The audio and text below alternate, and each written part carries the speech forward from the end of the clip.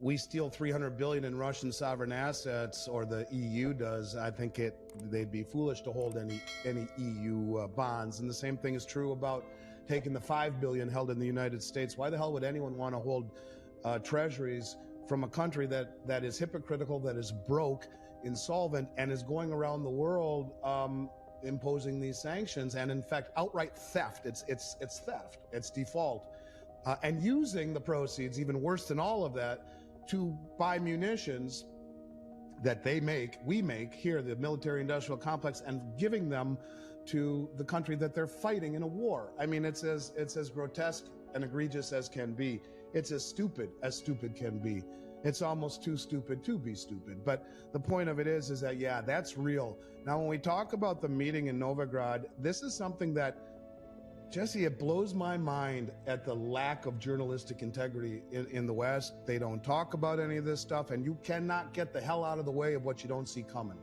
And that's everyone that you care about, whom you probably have a similar fate that I do. You try to help people who are maybe even very well read traditionally, just reading the wrong stuff and have no idea what you're talking about when you say these things, and look at you cross-eyed. Well, the same thing is true here about this massive development, right? Massive development. Did you know that central banks around the world have been repatriating their gold from the New York Fed and buying more than ever before? With over 59 countries expressing interest in joining BRICS, Andy Schectman reveals an audacious plan to introduce a new settlement currency backed by gold and local currencies.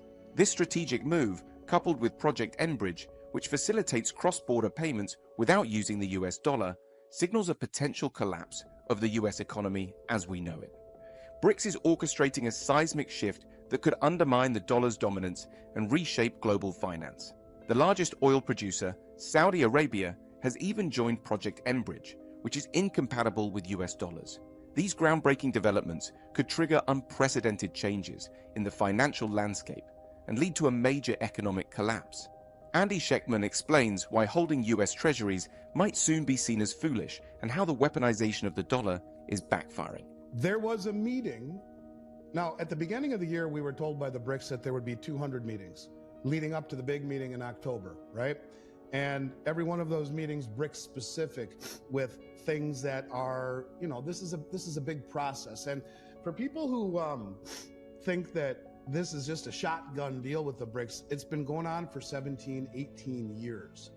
And now it is accelerating. It's like a roll of toilet paper. When it's new and fresh, you don't see it spinning. When it gets close to the cardboard, it starts to spin much faster. And you see that cardboard.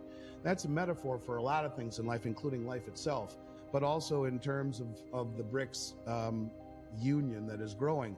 Now, let's go back a few weeks before the meeting, and in June, a lot was made of Saudi Arabia not signing the exclusivity deal, not re-upping it, right? And saying, well, we're not saying we're not going to take dollars, but we're also going to take other currencies as well. Well, that was big news. And all of the things that I've talked about with you on your show before all of this happened, that all the OPEC countries on the Belt Road, Saudi Arabia joining the BRICS, Saudi Arabia joining the Shanghai Cooperation Organization. You mentioned, by the way, the president of Belarus. He also called another thing I've been saying for 3 years. He has called for a summit to introduce the SCO, the Shanghai Cooperation Organization, and I highlight the word cooperation instead of coercion, and the Eurasian Economic Union, who, what's his name? Sergei Glaziev is the economic finance minister for the Eurasian Economic Union, and he is the one who has a big role in what I'm about to talk about. He has called for a meeting of these two unions to join the BRICS. It's going to happen. But all of these things that Saudi Arabia has done as a result of our signing executive order to go green, turning our backs on Saudi Arabia in many respects, and then what's happened as a result of the weaponization of the treasury market, the dollar market. So in any case, there's this meeting in Novigrad, and it coincided with the G7 meeting. And the Royal Crown Prince of Saudi Arabia turned down an invitation to the G7 meetings. I'm too busy, you guys, but thanks for the invite. And then sends his finance ministers to the BRICS meeting in Novigrad, where 20,000 people attended it in over 130 or 40 countries. And what came out of this meeting were a couple of very big developments. First development was that 59 countries said we're joining BRICS, on top of the 10 that are already there. Now we'll know in October which ones of those 59 have been admitted and have formally applied, but 59 countries have come out and said we're going to join BRICS, and a whole bunch more are contemplating. But a bigger development came out, and that was 2 meetings between Sergei Glaziev. Now, Sergei is, this finance minister who's been saying for 3 years, this is why I've been saying that the BRICS currency will be pegged to a basket of commodities and a basket of currencies. He's the architect of all this. The meeting was between Glaziev, Putin, and Dilma Rousseff. She is the head of the BRICS New Development Bank, and she came out and confirmed that in the 2 meetings, they have agreed in principle to a new BRICS settlement currency called the unit. We're going to get into that in a moment. And that it would all be traded over Project mBridge. Now, I don't know if I've spoken with you about mBridge, but I have talked a lot about it over the last year and a half or so. It came out in 2023. It's actually been developed for years before that, but developed between China, Hong Kong, Thailand, and the United Arab Emirates. It is a cross-border payment system that allows these countries to trade their central bank digital currencies with one another, not going through any United States intermediary banks or the SWIFT system.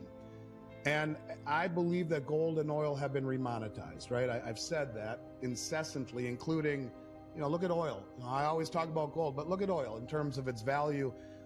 China was awarded a massive $2 or $3 billion contract to modernize Iran's biggest airport.